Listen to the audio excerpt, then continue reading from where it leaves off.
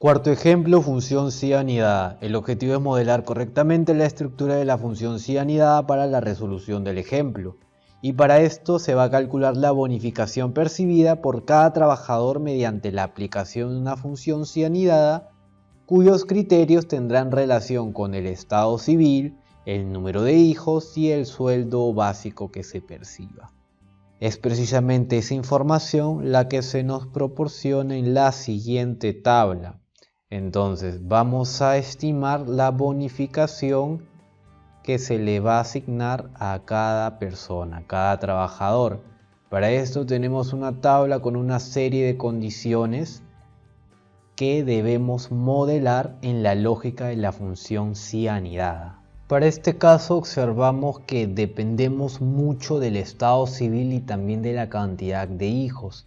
Podríamos trabajar con la función sí de la mano de la función y, sin embargo, también podemos trabajar directamente con función sí anidada y precisamente esa es la intención de desarrollar este ejemplo. Así que veamos. Iniciamos con la función sí. La primera consulta va a ser referente al estado civil. Si el estado civil es igual a S, o soltero, S, ¿qué es lo que va a pasar? En el valor sí verdadero vamos a realizar otra consulta. No vamos a colocar una cadena de texto como usualmente hemos hecho en anteriores ejemplos, sino vamos a anidar otra función sí. Muy bien.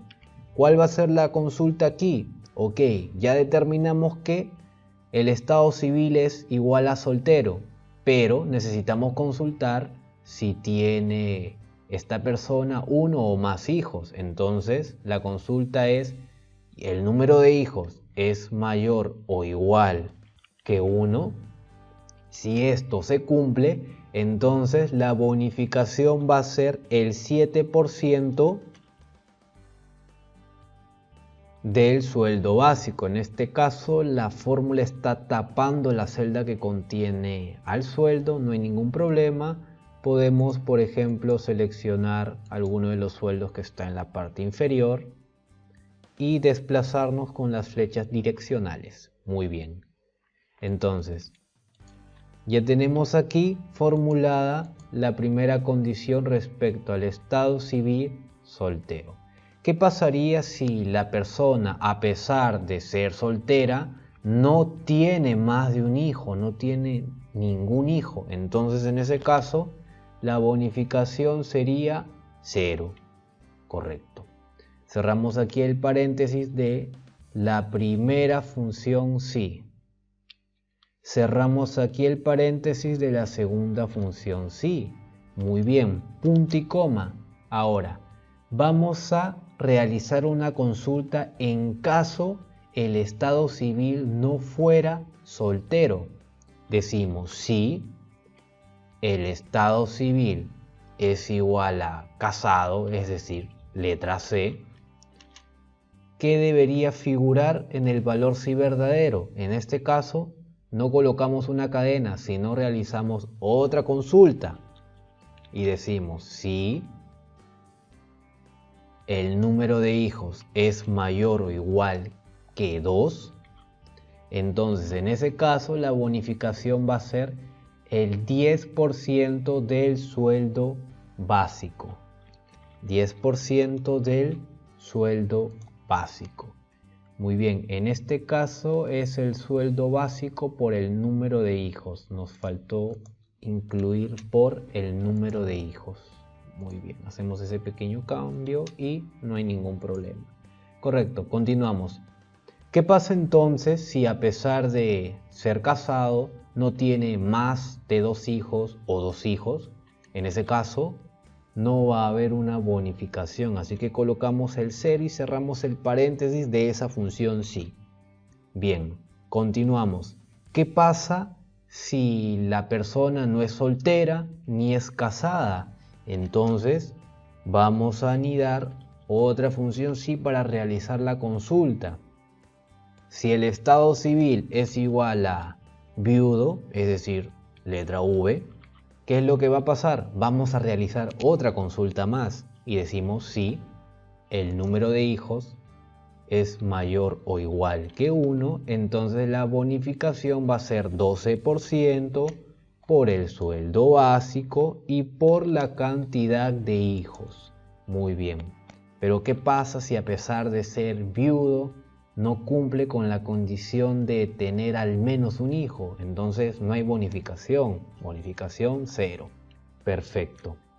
En la siguiente condición deberíamos colocar si el estado civil es igual a divorciado, es decir, letra D, y analizar nuevamente el número de hijos. Sin embargo, directamente podemos hacer el análisis del número de hijos. ¿Por qué?